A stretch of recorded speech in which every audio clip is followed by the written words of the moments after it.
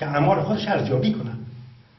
ما یک جمله را کسی یاد میگیریم در یک وقتی تا آخر عمر به ناخودآگاهانه پشت از اون میدویم. هیچ وقت هم فکر نمیکنیم، تجزیه و تحلیل نمیکنیم، پیش روی خود نمیگذاریم که یک سوال پیش خود سوال نمیگذاریم که یک گپ درست است یا نه. چون شنیده پشت تا پشت، نسل به نسل، سینه به سینه با قول ما شما، بنابراین درست است. انسان اصلا نیست که انسان امروز نسبت به انسان ما قبل متکاملتر باشه، مبتکرتر باشه، نوآورتر باشه، گستاختر از تاریخ باشه، همه چیز زیر سوال بیاره. بنابراین میگه هر کسی که شب میره به خانه تمام اعمال خود را در مقابل محکمه وجدان خود که خدا به او حاکم است بیاره ارزیابی بکنه، خود را محاکمه بکنه. هر قدر که ایمان محکمتر و قویتر، محاکمه و مجازات هم شدیدتر است. از این جاست که تمام قوانین بشر امروز کوشش کردن در جزئیات زندگی بشر قانون ایجاد بکنند. قوانین هیچ چیز کمبود ندارد، ولی انسان روز به روز متمرد میشه و راه گریز از قانون هم برای بشر کم نیست. جلو انسان را نمیتونن بگیرند. چرا نمیتونن؟ به خاطر که انسان از درون انگیزه ای ندارد، از درون محرک ندارد. عوامل بیرونی انسان میرانه با خودش. خدا میگه نه، تو خودت خالق اینها هستی، اینها نباید بر تو حکومت کنه، تو باید بر اینها حکومت بکنی، توستی که بر اینها حاکم هستی و اینها رو باید ارزیابی بکنی. نه اینکه ماشینی که خودت ساختی بر تو حکومت بکنه، تئوری هایی که خودت ساختی بر تو حکومت بکنه. دین آمده که انسان نجات بده، تو تفسیرها و روایات در دین آوردی که پس دوباره خود اسیر ساختی، اسیر دگمه های ساختی که خدا نمیتونی خلاص کنی. مولانا میگه بت‌های درونی که ما خودمون هر روز میسازیم در درون خود، در ذهن خود، در قلب خود، این بت‌ها 1000 مرتبه از بت‌های بیرونی لات و عزی و هبل که در کعبه بود خطرناکتر است. انسان هر روز بت‌سازی میکنه، خودش برای خود بت میسازه و خودش پیدا میشه. خودآگاهی همیست که انسان از اسارت بت‌سازی و بت‌پرستی نجات پیدا بکنه. در بحث خودآگاهی عرض کرده. بنابراین وجدان و وسیله تقوا محکمه است، محکمه ارزیابی اعمال انسان. بنابراین به نظر بنده بزرگترین صفت یک انسان متمدن متقی بودنش است. اگر ما انسان متمدن را به معنی عام، به معنی خاص، به معنی مراسم خاص و چند تا اعمال معدود و محدود شرعی نگیریم، تقوا را به معنای عام و کلی بگیریم. انسانی که درک کرده خود و هستی، رابطه خود و هستی را با خدا را، با دیگران را و حدود را بین خود و دیگران میشناسه، انسان متقی است. گفتن کسی سر اسب زیاد بال کرده بود، نمیفهم قصه درست است چه حقیقت داره. نیچه همی فیلسوفی کتب تیر میشد، اسب زیر بار خو کرده بود، افتیده بود، خیستن نمیتونست. مردکه با چوب با شلاق میزد اسب را که پس دوباره زیر بار بخیزد. نیچه آمد گفت که چون فیلسوف بود رای عقلانی برش نشان داد، گفت که اول بار پایین کو، اسب بخیزم پس دوباره بارش کن. گفت من 30 سال 40 سال از این کار میکنم، تو چی کار است برای من کلی نکتایی آمدی درس میدی؟ من خودم میفهمم. میگن بینشان دعوا و مجادله شد، با یک لغتی به نیچه زد. نیچه بر اثر از اون مریض شد به شفاخانه و بالاخره یک روایت اینطور است. بنابراین و داستان موسی علیه السلام از چوپان نیست، گوسفندی که گریخت از پیش اون فرموده شما. بله. گریخت و رفتن بسیار زله شد گوسفند، یا هم زله شد. به جایی که آدم موری که لغت بزنن سر روی گوسفند بوسید گفت ای ظالم. یعنی چی اخلاق؟ گوسفندی از کلیم الله گریخت. کی میگوید؟ حضرت مولانا میگوید پای موسی آبله شد و نعل ریخت از پی تا به شب در جستجو. داستانش خیلی طولانی است. میگه کی میگریزی؟ اینجا نکته خیلی ارجمند است. میگه تو از کی فرار میکنی؟ من که خیرت رو میخوایم، من که تو رو میخوایم نجات بدم، من تو رو از سقوط میخوایم نجات بدم، من تو رو از دشمن نجات میدم، از چنگ گرگ و کجا فرار میکنی؟ نگفتم که مرا آنجا که آشنات منم، در این سراب فنا چشمه حیات منم. و اگر 1000 سال وگر به قهر 1000 سال روی از من با عاقبت به من آیی که منتهات منم. من کجا میری؟ من نجات بخشت هستم. من تو رو میخوایم به رستگاری برسانم، به آزادگی برسانم، به نجات برسانم، به خوشبختی. از کی فرار میکنی؟ در ما جای دیگه هم خواندیم در قسمت حضرت علی کرم الله وجهه مخالفت هایی در زمان شروع شد. گفت که مردم چرا با من مخالفت میکنن؟ از من که عادل‌تر دیگه میافیم. ما میخوایم عدالت کنم، خیر شما را میخوایم. و قول نویسنده ما کولی میخوایم که یوغ به گردنتان بگذاره سرتان حکومت بکنه. بنابراین پیغمبران انسان را از ذات و از درون خودش آمدن که دگرگون کنند، دگرگون انسان عوض بکنند. رسالت دین نیست. بنابراین به نظر ما بزرگترین صفت انسان متمدن متقی بودن انسان است. تنها اینجا معنای شرعی ندیم. هر کسی که حدود را مراعات میکنه، حدود انسانی را مراعات میکنه، میگوید که این هم انسان است مثل من. اینجاست که اخلاق تاریخش قدیمتر از مذهب میشه. اخلاق وجود داشته در انسان ها و انسان های اخلاقی وجود داشته. بنابراین انسان متقی است. ما زمان میتونیم تمدن ایجاد بکنیم. تمدن به معنای ماشینیسم نیست. این تمدن کیلوواتی رو اینا ساختن. تمدن به کیلووات نیست که به مقدار تکنولوژی مصرف کردن نیست. تمدن او انسان است که از درون رشد بکنه، از هستی فاصله بگیره و از جبر زمان و مکان، از جبر محیط، از جبر شکم و شهوت خودش را خلاص بکنه. انسان متمدن است، پیشرفته است انسان. بنابراین ما در کلمه تمدن ما باید تجدید نظر بکنیم. شاید کسی بوده باشه 5000 سال پیش از امروز متمدن بوده باشه، ماشین نداشته باشه، صاحب صنعت نبوده ولی متمدن بوده. ولی کسی است که امروز مجهز با همه چیز ولی وحشی. ویکتور هوگو میگم اینا رو میگم. ولی در قسمت جنگ جهانی دوم نتایج شدید گفت که بربریت متمدن. چه تعبیر زیبایی کرد. گفت بربریت متمدن همیست. شما تازه وحشت را لباس تمدن داده. انسان ها همون انسان های وحشی.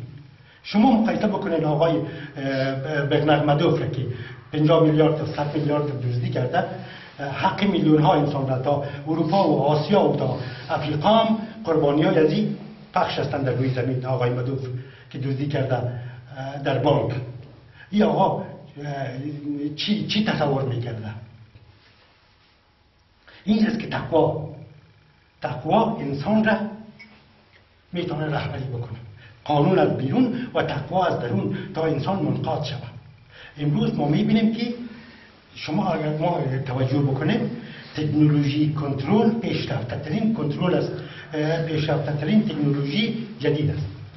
وسایل کنترل، ماهوارهایی که تا به اندازه یک گربه هم در روی زمین در افریقا و در کوهستانات دنیای سوم کنترل میکنه.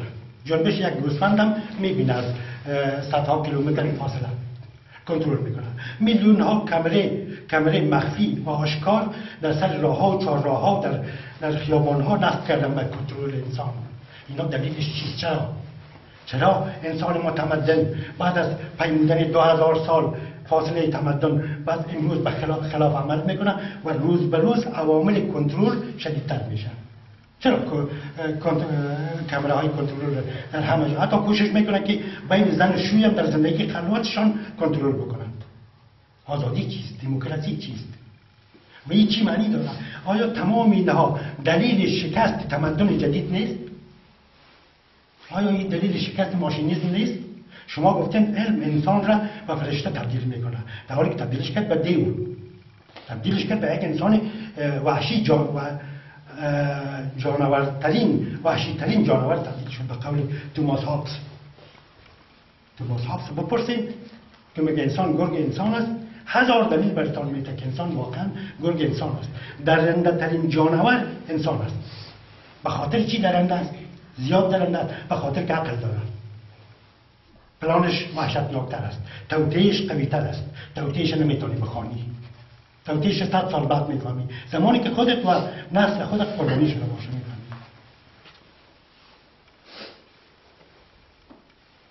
او کسی که دنبال گوسفند میده و پای برهنه تا گوسفند نجات بده او توتر نداره. او خود قربانی گوسفند میکنه. قربانی یک موجودی زنده، یک جاندار که تومه گرگ نشه. و ماشینیزم و صنعت و علم از ساختن چنین انسان عاجز است، ناکام مونده. کنترل در دنیای جدید، کنترل وقتی که میگوییم همه تان خوب میفهمید، در دنیای جدید یگانه دلیل شکست انسان است. دلیل شکست انسان است. ما در بحث علم و دینم چیزایی گفتیم در این مورد.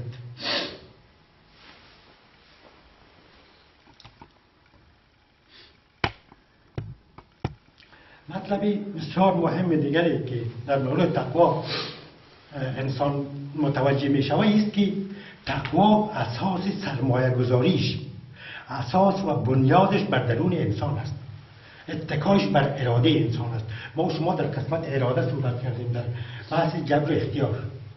اراده در انسان سازنده همه چیز است. اراده است که خودآگاهی و منصب انسان را از بقیه موجودات در روی زمین جدا می‌کند.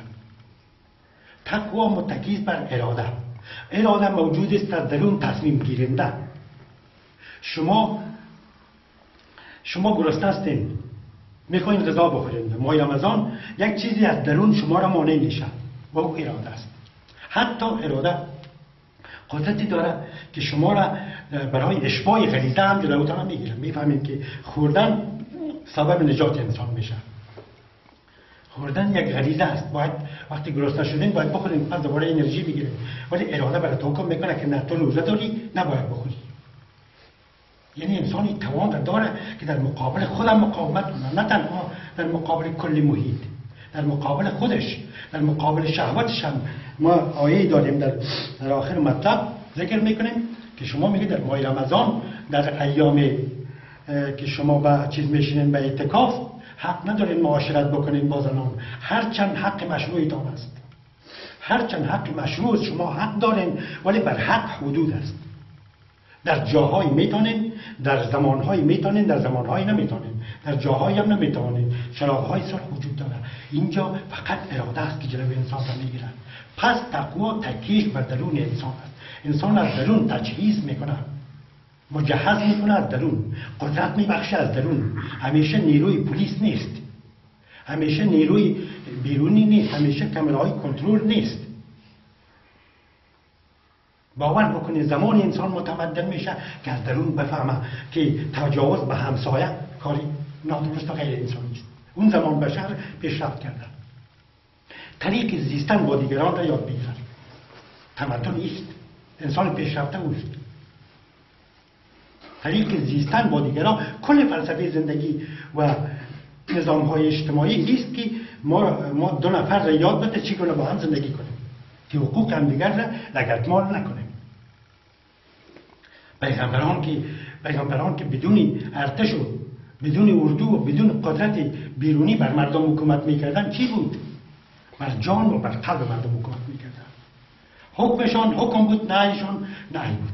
هرچند ارتش داشتن، هرچند پلیس و زندان و شکنجه داشتن، هرچند عوامل کنترل در دستشان نبود. اصلا انسان زمانی معنیش تحقق پیدا میکنه که تقوا تحقق انسان است. زمان معنی پیدا میکنه که انسان از درون خودش این انگیزه ها را داشته باشد. امروز تمام دستگاه های تبلیغاتی و تربیتی و تعلیمی در دنیا ناکامند. شاگرد میخونه 10 سال، 15 سال، 20 سال، 25 سال، تا 25 سال یک کلمه از خوب و بد در مکتب کسب و کس درس نمیده. ژان ژاک روسو اینجاست که فریادش بالا میشه. میگه که طبیعت همه چیز پاک و اصیل است.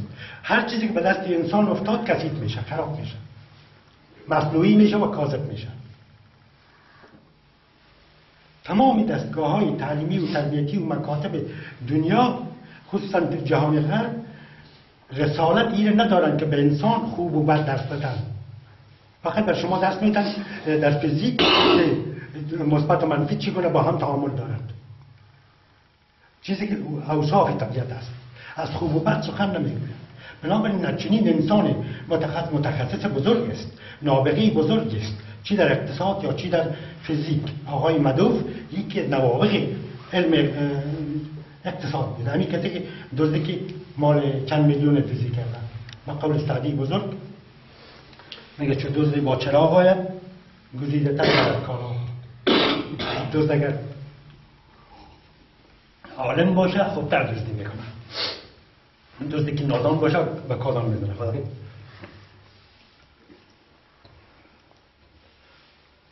بنابراین نکته اساسی و محوری در بحث تقوا نکته اراده است که در همه جا جلوگیر انسان است.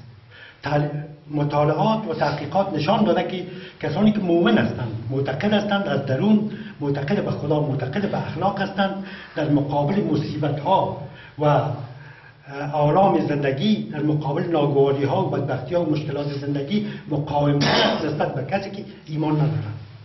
میبینین که همه بسیاری هاست وقتی که امکانات زندگی از دستش گرفته میشه، چون اتکای درونی نداره فوراً خودکشی میکنه و این خودکشی در جوامع ما کمتر است.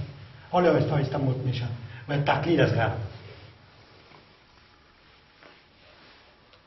بنابراین اراده در خود ایجاد کردن با قدرت اراده تقوا و تقوا عامل است که انسان را در سر راهی ها حکم میکنه.